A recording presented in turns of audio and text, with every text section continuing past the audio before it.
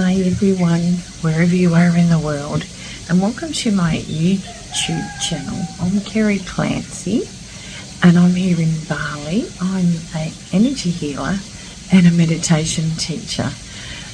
So today what I'd like to talk about is you becoming resilient, because I have so many clients and also myself with my own personal experience going through hardship of how to navigate a world that has a lot of narcissistic behavior in it, and people that come to you because they want something from you, whether that be money, whether that be your time, whether that be they can see something material that they'd like to have that's yours. And how we need to build up our resistance. It's so important knowing how to become resilient. So I'd like to share with you a few tips on what I have done and what I teach my clients or guests that come to see me at the yoga bar here in Bali.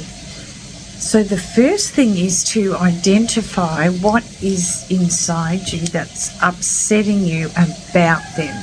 And 9 times out of 10, it will be fear, that your anxiety has been elevated. And when it's elevated, your actually vibrational frequency lowers. So it's like anxiety up or depression up as well. Like it comes in, up means it's there, elevated.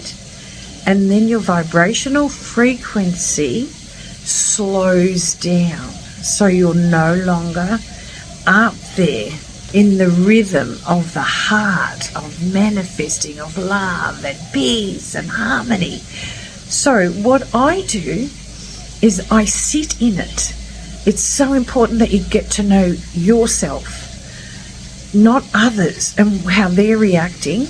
Get to know how you're reacting to that other or to others outside your world of harmony. Sitting in it. And then what will happen is feeling into your heart. So I like to just gently close my eyes and just really feel myself. And it's a good gauge too, because what will happen is you'll struggle if you're in your thoughts and you're having a reaction to that person and their behaviour. Keep going, because this is building resilience. The more you do it, the more resilient you become. Do that. Another thing I like to do is if I feel a bit of guilt and shame, and maybe I'm to blame for a bit of it, for, you know, when we say we go over what we did and we go, I could have managed that a different way, but I reacted, and that means you're a powerful empath, because you're actually doing the work. You're allowing, you're feeling, you're acknowledging you could have done things better. You want to improve yourself. That's a beautiful thing for this world, for you, for yourself and the world. So what we do, we sit in the feeling. And we might feel, wow, what am I going to say when I see this person again? I'm a little bit embarrassed. I could have said that a different way. You know, obviously they're or it could be that you had such good intentions, but they heard that the wrong way to what you were trying to communicate it. And that's really not your issue as well, because we really do need to get good at saying, can you please clarify? I just want to get a full understanding of what you're saying. So this is all about the language of, I call it the light language, because this is it, how we communicate on another level. And it means a higher level. So all of these are parts of becoming resilient to your external world, because your internal world is where you feel yourself and feel into yourself, builds up your resistance for the external world.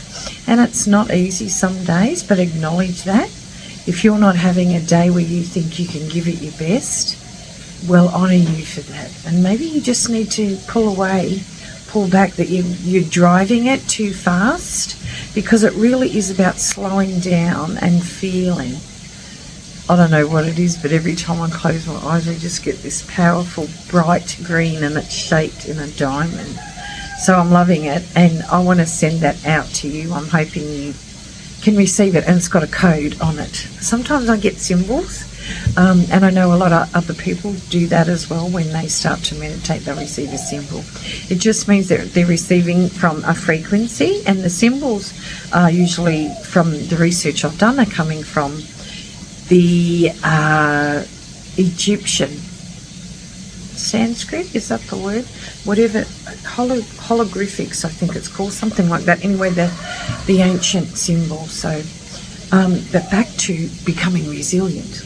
I just mentioned that because I want you to accept, when you close your eyes, there's something real starting to come in.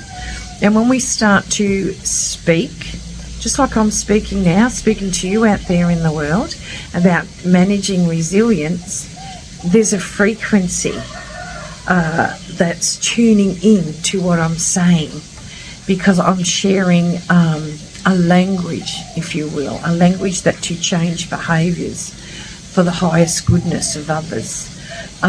So when we change our language, we become resilient to this, not only to the self, but to others.